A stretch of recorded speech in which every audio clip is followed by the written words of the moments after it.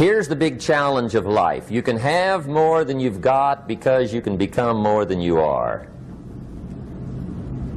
That's the challenge. And of course the other side of the coin reads, unless you change how you are, you'll always have what you got. I have found in my experience that income does not far exceed personal development. Now sometimes income takes a lucky jump, but sure enough, unless you grow out where it is, it'll usually come back where you are. Life has strange ways. If somebody hands you $1 million, best you become a millionaire quickly, so you get to keep the money. Otherwise, sure enough, it'll disappear. Somebody once said, if you took all the money in the world, divided it up equally among everybody, it would soon all be back in the same pockets. Incredible. Success is something you attract, not something you pursue. Success is looking for a good place to stay. So instead of going after it, you work on yourself. Personal development. See, the major question to ask on the job is not what are you getting. The major question to ask on the job is what are you becoming? See, the big question is not what am I getting paid here. The big question is what am I becoming here? Because true happiness is not contained in what you get. Happiness is contained in what you become. So that's our major subject for tonight, personal development.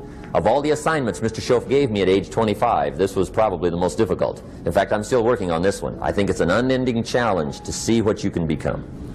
The next subject is called basic laws. And it's good to study the basics. And I call these basics primarily because they come from the Bible. Now, I'm not a theologian or a minister, and that'll be apparent. But Mr. Schoaf taught me that the Bible was a good textbook for ideas and stories and success equations, how to live the better life. I found out that was true. He also taught me that the Bible is as practical as it is spiritual, and I found out that's true. If you look at your bank account and your income and you're not happy, there are several places in the Bible to check to see what the heck's wrong so you can make the changes. And we're going to cover some of those tonight, called basics. Okay. The next subject is my favorite, setting goals. Mr. Schoaf taught me how to set goals. What a favor that was. One morning at breakfast, shortly after I met him, he said, Jim, let me see your current list of goals and let's go over them and talk about them. He said, maybe that's the best way I can help you get a better direction started. And I said, I don't have a list. He said, well, is it out in the car or home somewhere? I said, no, sir.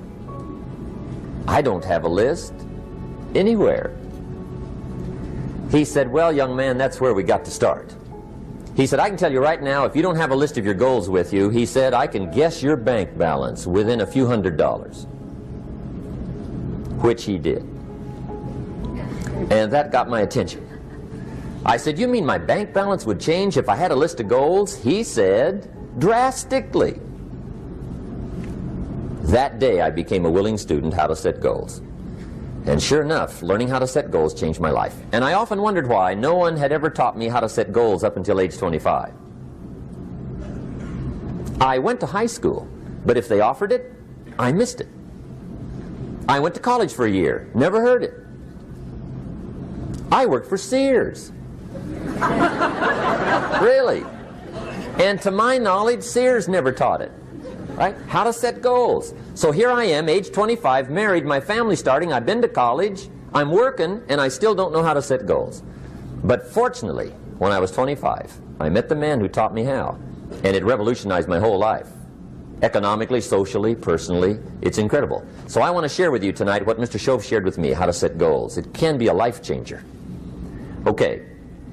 The next subject is the negative part of the seminar.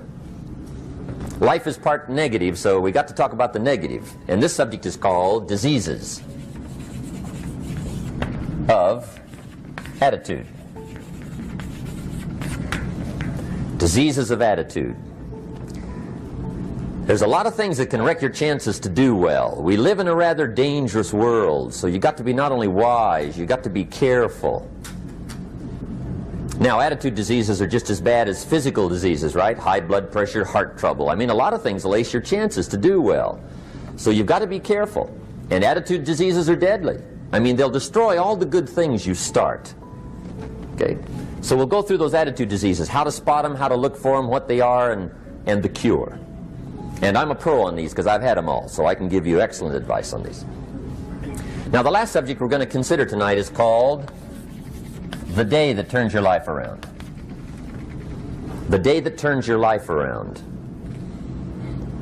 And under this subject, we're going to talk about the emotions that can change your life. Human beings are emotional creatures, and emotions are powerful for life change. Now, of course, emotions are so powerful they can go either way on you. Emotions can either build or destroy. So you really have to employ emotions properly. We call civilization the intelligent management of human emotions.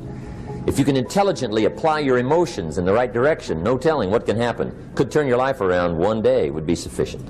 So we'll talk about those. Okay.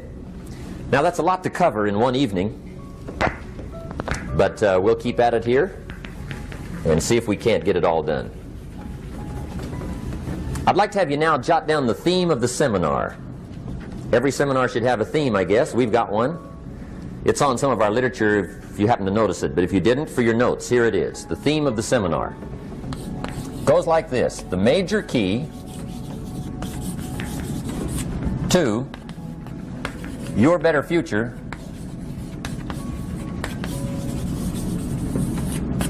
is you. That's the theme of our seminar tonight. The major key to your better future is you. And I'd like to have you underline two words just to give it some added punch. Underline the word major and the word you, so that it reads, the major key to your better future is you. Now, my first suggestion is transfer this to a card or something where you can put it up, where you can see it every day. Preferably put it up where you can see it at the beginning of the day, before you go off to put the day together. This is a good phrase just to glance at, to keep in mind as you're putting the day together. It's called the silent seminar. If you'll just let this talk to you during the day, I found it to be tremendously helpful. The major key to your better future is you. For a big share of my life now, I didn't have this one quite figured out. Among a lot of things I didn't have quite figured out. Many things used to puzzle me back in those early days. I used to wonder why two people could work for the same company, one make twice as much money. Now see, that used to puzzle me. And maybe they were the same age, graduated from the same school, live in the same community, work for the same company, with the same products and the same services. They've got the same traffic, the same problems, and one makes $1,000 a month, the other one makes $2,000 a month. Now that was my puzzling question. Why would this long list be the same and the money twice as much? I asked, what's the difference between $1,000 a month and $2,000 a month? And I don't mean $1,000 a month, right? I could figure that out. But what makes the difference? Why would one person do twice as well, 3 times as well? Speaking economically. Now I know there's more than one way to do well. I understand that. But in this little narrow area called compensation, what's the difference? Well, back then, with my faulty thinking, I'm trying to reason it out. I thought, well, maybe time makes some of the difference, right? Some people do better because they have more time. I used to say, Harold ought to be able to do well. He's got a lot of time. If I had all of Harold's time, I could do well. Now, that's got to be dumb, right? Number one, you can't get somebody else's time. A guy says to me one time, he says, you know, if I had some extra time, I could make some extra money. I said, then forget it. There isn't any extra time. Hey, when the clock strikes 12 midnight, that about wraps it up, right? I mean, you can look around the gongs there for a little more, but it's over. You say to the guy, what are you doing? He says, I'm looking for extra time. See, they'll come and take you away, right? There isn't any more time. Now, if you can't get more time, which you can't, what could you get more of that would make a difference in economic results? And here's the key word. Make it a part of your notes. We're going to consider it tonight. The word is value. And I have a little phrase for your notes. Value makes the difference in results. Value makes the difference. You can't get more time, but you can create more value.